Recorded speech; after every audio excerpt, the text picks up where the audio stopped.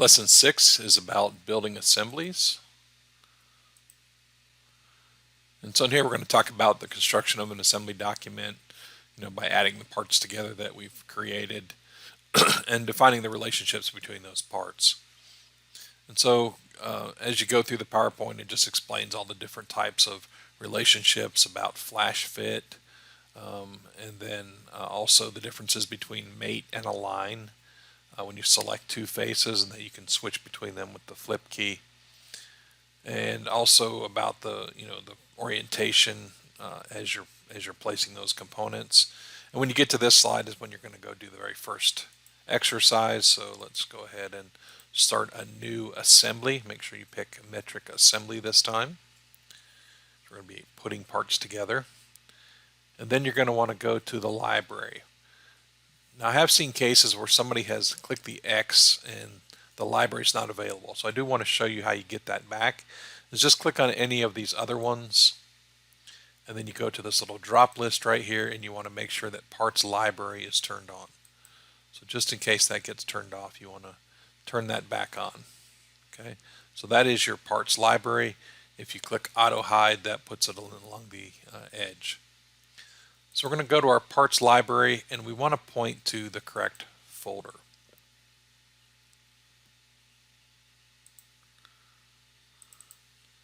I've placed my files on the desktop. I'm going to go to my lesson files, building assemblies. We're in activity 1. And so the first thing I need is just the base. So you just drag and drop, and it aligns the base coordinate system with the base coordinate system of the part. So the assembly and the part will have the same base.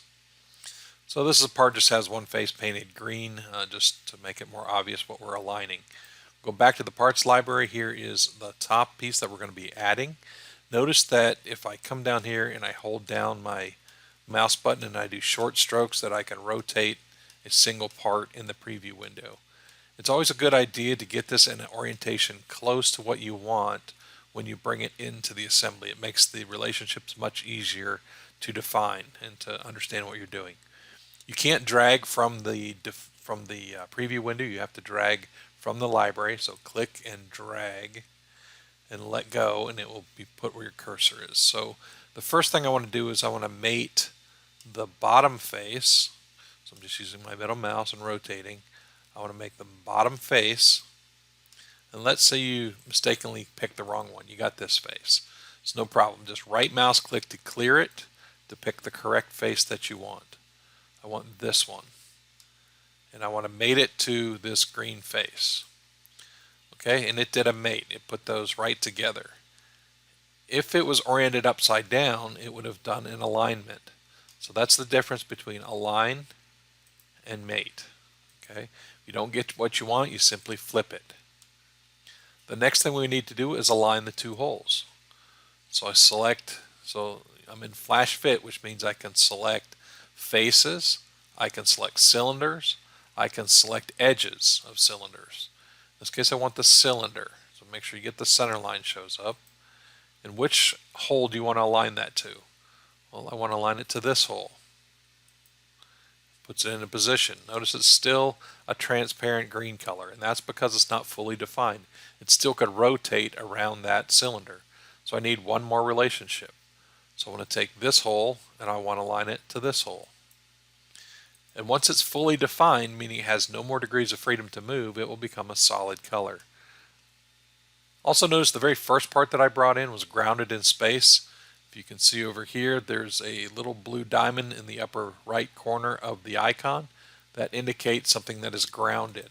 If I click on it, down here in the bottom are the relationships that are applied. So it has a ground relationship, which is this line with a diamond underneath it. That's a ground relationship.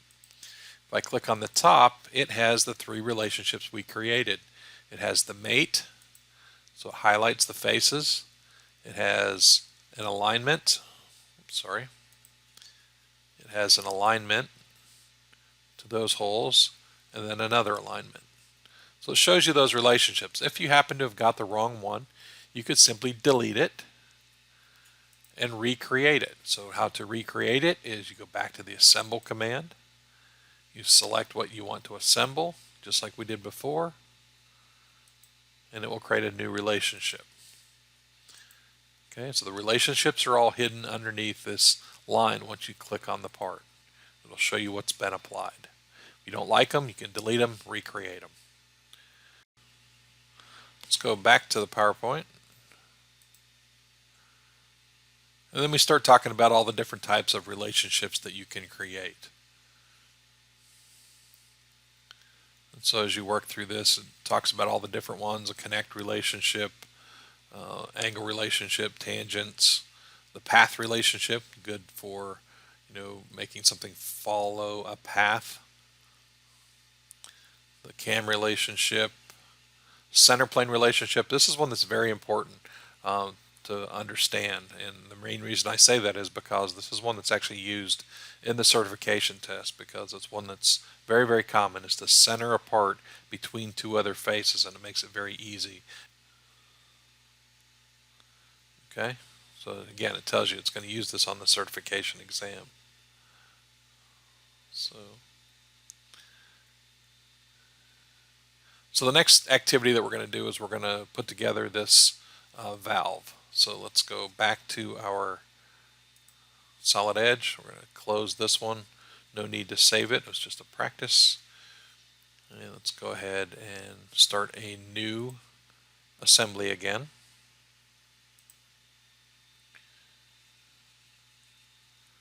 We're going to go back to our library. This time we need to change. Let's bump up one folder, and we're going to go to the valve. Okay, and we're going to add the valve body. Drag and drop. So there's the valve body, and then the first part that we're going to add is actually a subassembly. So not only can you add single parts, you can also add a subassembly. Now the only thing about a subassembly is you don't get the option to rotate it or reorient it in the preview window. It's going to be whatever it was saved. So we're just going to drag this in. And the first thing I want to do is align the shaft with the hole that's in the middle. So it doesn't matter whether I pick the hole that's here or this counterboard that's the same center line. So we're just going to align those up. Now the face that I want is actually buried down inside here. I can't see what I want to select. So just pick any face on the part that's being placed, and then just left click and drag it up so that you can see the face that you want. And then to clear that selection, because that's not really the one we want, just right click. And the face I want is this one. And I want to mate it to this counterbore. So it'll push it back down in, and this time I don't want to add any more degrees of freedom removed. I don't want to add any more relationships, so I'll just right click. Because that valve has to be able to rotate. And to see that, I would come up here to my drag components. I'm just going to dismiss this dialog with the defaults. I want to set it to a freeform move, so you make sure you click this option here. And basically I just click and hold my left mouse down and move my mouse around. And it will show you whatever degree of freedom it has to move. And in this case, the only thing it can do is rotate, which is how the ball valve works. So that's good. All right, so the next thing we want to add then is the cap that holds that in place. So we'll come back over here, and we need to find the end cap. Nope, not the end cap. Wrong part. Let's go to the retainer cap. That's the one I want. So again, make sure the orientation is right. Drag it in. This is just like the previous example. So I'm going to take the bottom face, mate it to the top face, and align two of the holes. In this case, it doesn't matter which two holes, the part is square. So they all line up. Okay. Let's go ahead and put the end cap on now. It's the one I selected by mistake, end cap. Now in this case, I care about the orientation of the hex. So I want the flat facing up. The other option would be to have it rotated in this direction where the point is facing up. I want the flat. So I'm going to rotate this, just short drags with the left mouse button down until I get it in this orientation. And then I drag it in. Perfect. And now I just want to take this back face mate that face to this one and align two corners with their holes. Again, fully defined, turns to a solid color. I know that I need that same part on the other side, and I know it's going to take the exact same relationships. So I can actually teach this part how to be placed. So the first thing I want to do though is save my assembly. So I'm going to click the save. I'm going to put it in the same lesson as the Activity 2 valve here. I'm just going to call this my valve assembly.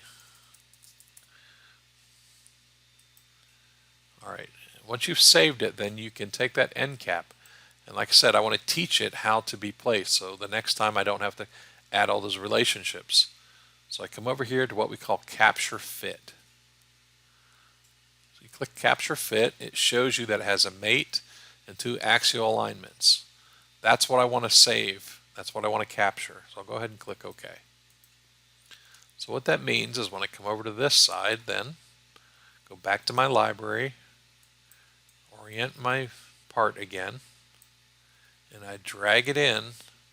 This time I don't have to pick the faces of the part that I'm placing. It's already highlighted. That's the part that's saved. All I have to do is pick targets. So that's the face to mate to. That's the first hole to align to. And that's the second hole. So it makes placing that part over and over much easier because it always takes the same three relationships. The next thing I want to do is add the bolts. So go back to our parts library here, and I want to add the M8 screw. Change the orientation. I'm going to drag it in. I'm going to show you another relationship that we can create. So like I said, Flash Fit would allow you to pick cylinders. It'll allow you to pick flat faces. It'll also allow you to pick edges. So if I wait for Quick Pick, remember when you see the three dots, you can right click. What I want to do is select the edge. When you select the edge of a cylinder and you select the edge of the hole, it's going to see the plane that the cylinder lies on and create a mate there and align the center lines and create an axial alignment all in one step. So now that's fully positioned. So if I look and I look at the positions of that, I see that it created a mate. It also created a locked alignment, meaning it can't rotate, which is perfect. And now I need that three other places. So again, I could use Capture Fit to place that. An easier way, in this case, the holes have been put in as a pattern in the gold part. That means I can use that to pattern the bolt. So I click the bolt, the pattern command, which is assembly pattern, which is this one up here. And I read my prompt. It says click on the part which contains the pattern. That's the gold part. And then it says click on the pattern. That's the holes. And then it says click on the reference feature in the pattern. That's where the bolt is sitting. So the hole that has the bolt is this one. It puts one in each location. I click finish. And there we have it.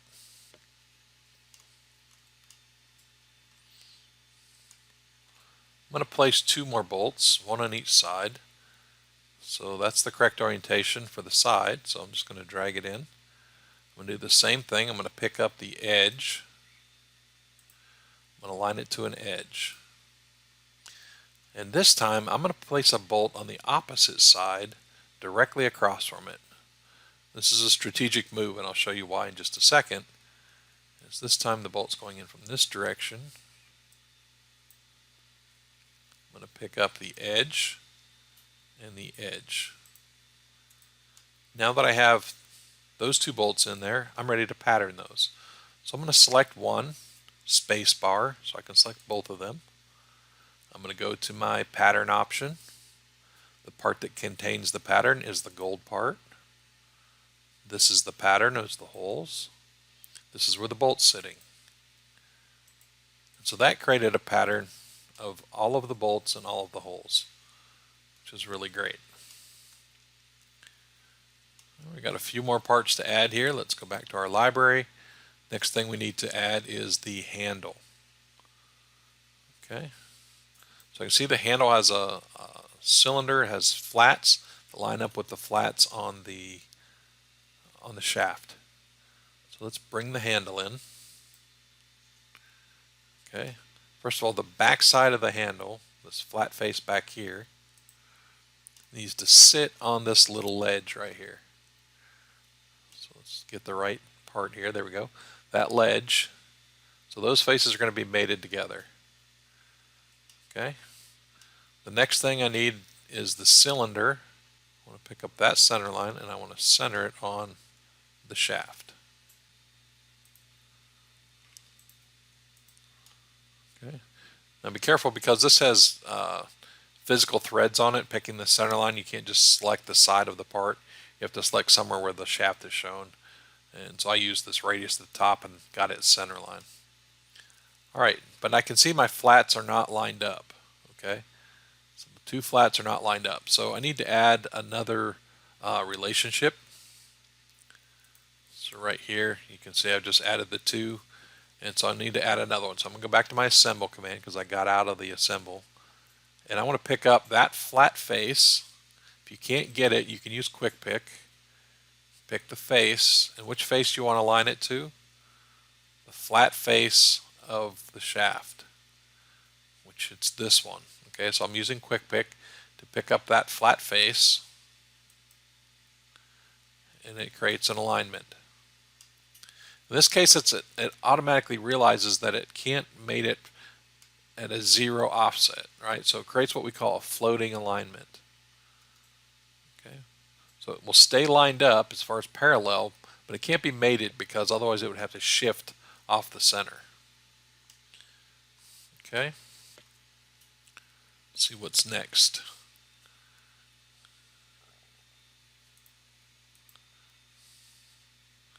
So we have our end cap, we have our retainer, we have our screw, we need our handle.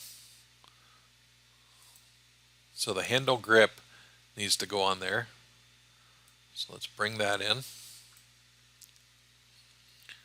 And I know that the cylinder, now be careful that you get the cylinder. You see what's happening is I'm actually getting the radius on the back side of the part, which is not what I want. I want the hole. So might need to use quick pick. In this case, I want that axis. And I want it to align to the shaft. Okay, again, you can click any face, hold down your mouse and drag it out here. And then right click to deselect it. And I want to align the top face. So it's not picking the right face, so I'll right click, make sure I get my top face. I want to align it to the top face of my part. And then I want to mate the end face to the end face.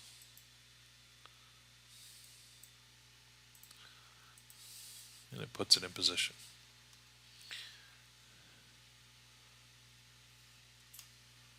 Okay, finally I'm ready to add the nut, which is this large nut right here.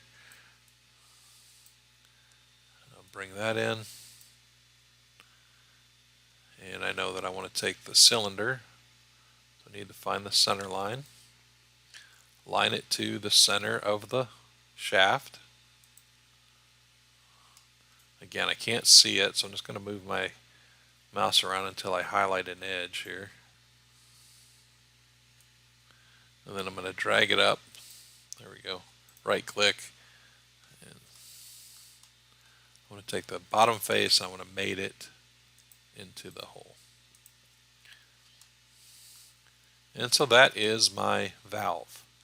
Now if you want to see it in action, you can do a drag, click on the handle, and I can drag this. If you want to animate it, you can add a motor. So I'm going to add a rotational motor. I'm going to add a rotational motor to the shaft. I want to pick up the center line of the shaft. Which direction? It's going to go clockwise. Okay, there's no limit, so let's click finish. And then to simulate that motor, I can click on simulate motor. The duration I have is set to 10 seconds, that's fine. It's the rotational motor. Click OK. Adds it to the timeline and just simply hit play. And I can see the part rotate automatically.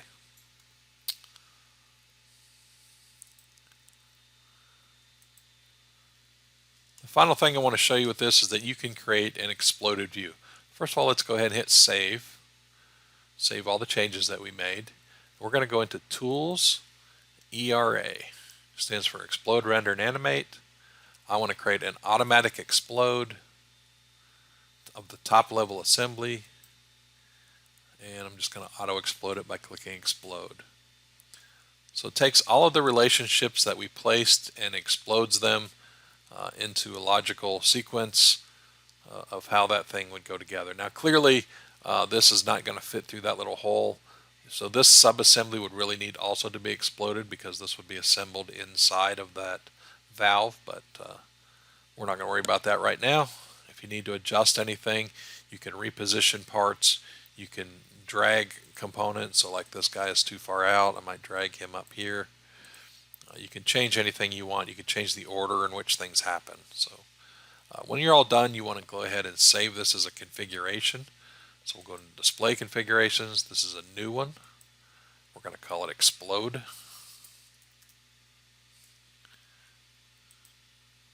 And so that's saved. So if we get out of ERA, if we go back into ERA at any point, all we need to do, instead of exploding it again, is just go to our Explode configuration. This gets saved in the part, so when I get to the drawings, get to drafting, I can place this exploded view on a draft sheet. So that concludes the valve.